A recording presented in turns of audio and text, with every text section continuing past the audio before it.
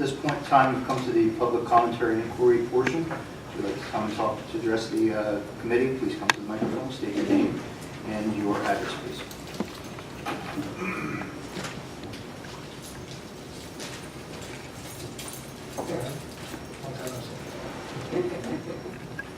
Hi, my name is Harvey Klein. I live at 18 Hawthorne Court in Morris Township.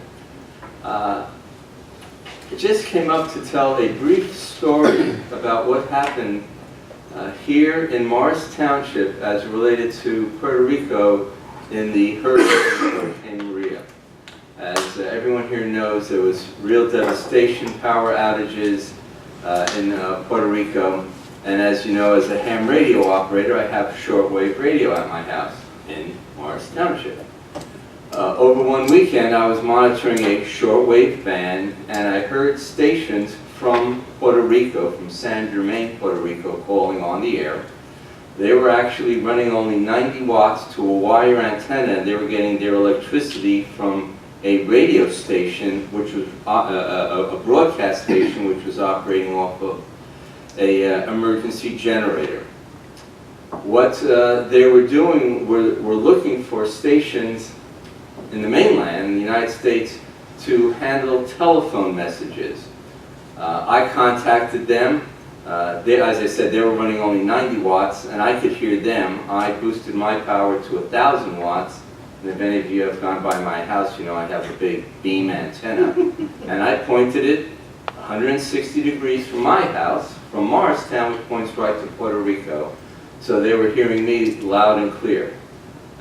They were sending out messages to hams throughout the United States. I would take 3 telephone numbers, 3 messages. The messages were very short, only 1 or 2 lines. The family is okay, there's minor damage, but everything's okay. Primarily it was information about people, so-and-so, or the family is okay. And I would get a phone number and a name, and I would call it and say, hi, this is Harvey Klein. I'm a ham radio operator in northern New Jersey, and I have a message for so-and-so, and that's the message. I would take typically 3 messages. Other hams throughout the United States would take 3 or 4 or 5 messages. And then once I completed my phone calls, I would go back to the station and get more messages. I handled a total of about 17. I understand in total there were several hundred messages delivered.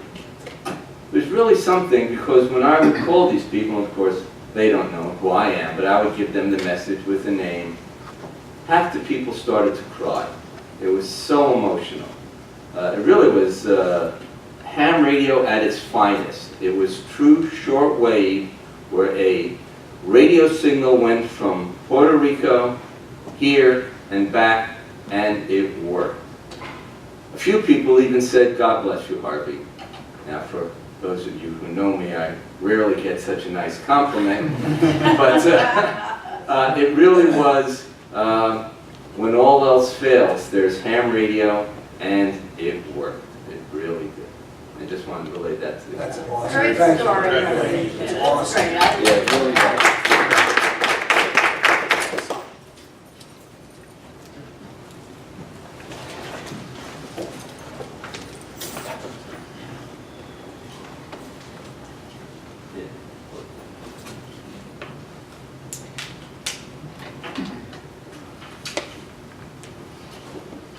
Good evening, Lee Goldberg, 10 Arrowhead Road. Going back to the resolutions, I think there was just a block of them voted on. I'm trying to understand what happened there with the resolutions. Was it 245 through 250 were voted on? No, 235. Oh, so all of them? Yeah. Okay. And then there was one added, which was 250. That's not actually on the agenda that I'm looking at, correct? That's correct. And that had something to do with the settlement of the fair between the township and the Fair Share Housing Center for a month. It seemed, from your explanation, it all went very quick. It seemed like it was to settle a lawsuit before a trial was to be invoked later this month, and just saving the township money. I'm just trying to understand what that was about. It's a file that, if I stacked it on the desk, would raise to this elevation, indicating about 20 inches, but to try and bring it into a brief summary, the Council on Affordable Housing became dysfunctional. Builders, under the guise of the Fair Share Housing Center, sought to exploit that lack of a Council on Affordable Housing in order to compel municipalities to have a zoning that allowed for a greater density than many municipalities would prefer. Morris Township, along with virtually all the municipalities in Morris County, and similarly in other counties, filed declaratory judgment actions with the Superior Court, seeking a moratorium on litigation and seeking further an order from the court approving our current, or then current, affordable housing proposals, if you will, called the Fair Share obligation and the housing element of our master plan. As a result of that action, the court took certain steps, and certain parties entered actively into the litigation, obviously one of those being Fair Share Housing. That entity hired an expert witness who, through some research, attempted to establish certain affordable housing obligation densities amongst not just Morris County, but all 21 counties in New Jersey, and then sought to apportion that burden among the 39 municipalities in Morris County. Obviously, the density sought by Fair Share Housing for Morris Township and virtually all the municipalities was greatly in excess of what we believed our obligation should be. We had an expert in jointly retained with many of the other municipalities to try and save expense. Our experts' numbers were different. Then there was an intervening Supreme Court decision on something called the gap period. I'm trying to expedite this because everybody's bored to tears, which resulted in an adjustment to our experts' calculations of the Morris Township obligation in a manner that brought our numbers within a very few number of housing units that were sought ultimately by Fair Share. So in other words, there was no real triable issue left. Our expert wasn't supporting any great reduction as we had hoped. Therefore, we were compelled to reach an agreement as best we could, which we did, and this resolution, which will be available for you to pick up tomorrow or whenever the clerk can make copies, sets forth the manner in which that obligation was satisfied. Was it a financial obligation or an obligation to build housing in the future? What was the obligation? Oh, yes and yes. What it primarily is, a municipality is bound to have an obligation to provide for a realistic opportunity for affordable housing to be constructed. Morris Township, correct me if I'm wrong, Mr. Quinn, I don't think we directly fund at this point any affordable housing units, but we have always been, this township, at the forefront of that obligation, to the point that we actually had a surplus from the first round of 116 units of affordable housing. In other words, we had allowed the creation from years ago of enough affordable housing units that toward the new obligation we had 116 additional units. On top of that, through some creative and constructive zoning, we have or will provide for an additional, well, amounts to about, I think about 1,070 units altogether. Of which 767 units of affordable housing will be enabled, if you will. And that would be through projects such as the surplus, through Honeywell, Colgate, and things like that. And in our opinion, I don't want to say too much, but the alternative, I won't say numbers, but had some entities such as Avalon Bay, which you've seen building in Morristown, sunk its hooks into the Colgate tract, the result would be far, far worse than what this municipality's been able to negotiate.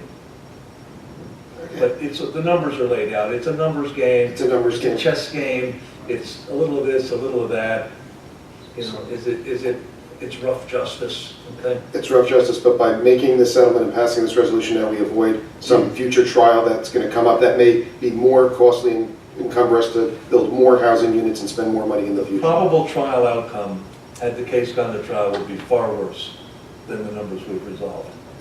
Okay, so, but we have, so you mentioned, I think you said something about 1,000 units. I want to just make sure we're not committing to, we're taking the original surplus that's in stock and then adding some We get units a to credit that. for that, we're given credits for some other existing apartments. The fiction comes in that if a municipality has certain rental apartments, then you get a 2-for-1 bonus on this. These legal fictions that's why I say some of this, some of that. So as you said, there'll be a copy of the resolution available for pickup sometime, and numbers are. Now in the yeah. public venue, as they say. Thank you, appreciate that. It'll be online tomorrow. Okay, thank you. Thank you for elaborating on what that was. I mean, it's important. My explanation only because it's like grabbing fog.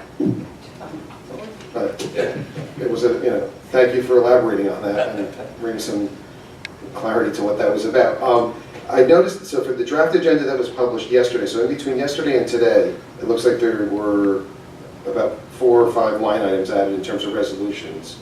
And one of them has to do with the swim pool improvement, so it looks like there's an increased amount of $52,000 to be spent on the pools. Is that a change order back from 2014, or?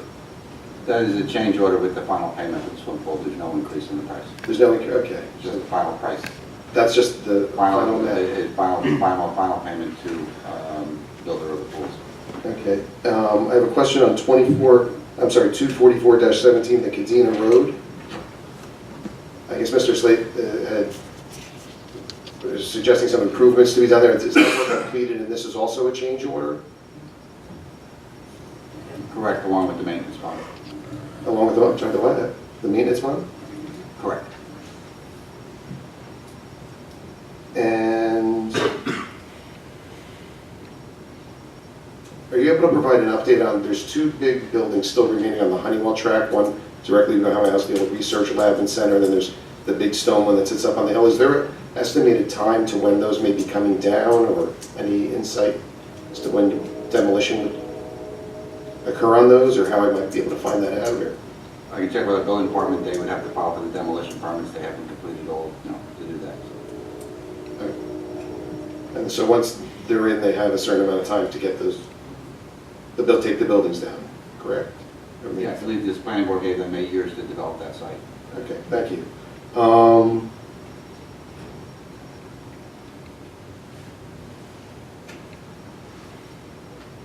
That's all I have for today, thank you. Thank you.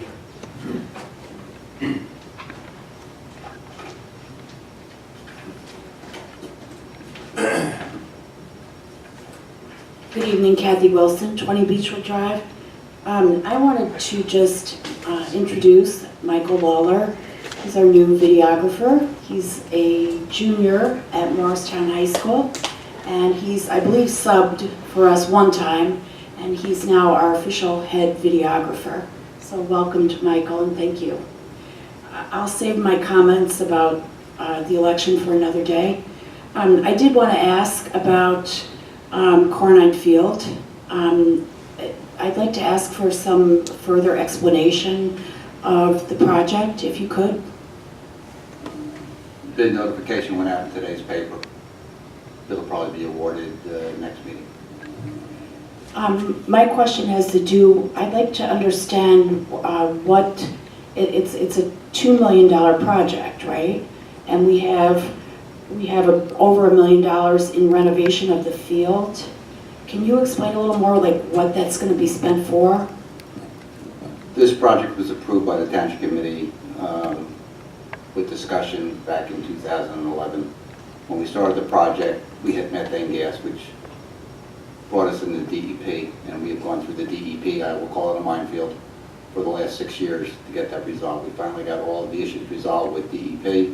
We have to remove the methane. As part of removing the methane, we worked with Suburban Engineering to develop a cover for that field so it will seal it off and kill off methane at the same time allow us to build the field. That was Could you just elaborate on what the DEP wanted us to do with an active system and what that may cost versus what we're going to be doing? The original, they wanted an active system with motors and blowers and going in, and just the cost of the testing that they wanted was over $225,000, and then the cost of an active system was going to be close to $1 million, and we brought that cost down with our consulting engineers to do a passive system for about $200,000.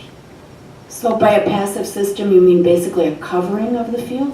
It's going to be vented out, and it will, naturally disappear, but by the cover they're putting in there, it won't allow any water to get in there, and the vegetation in there will then die off, and then so will the methane. And we went through with DEP and a number of meetings with them, and they liked the plan. I thought it was pretty ingenious by Suburban Engineering on how they came up with it, and we went through landfill, air, and then also endangered species to get all the required approvals, and it was just a laborious task of many years, and pushing forward to get it done. Are there other improvements being made to the surface of the field? I mean, Don't understand the question. well, Is there going to be turf? It's a turf field. oh, it's turf. It's a turf field. Okay. It's for the sports league, so they soccer, football, lacrosse, will be all used by youth sports. Okay.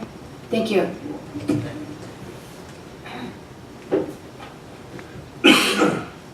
Move to close the public portion, Mr. Mayor. Second. All those in favor? Aye.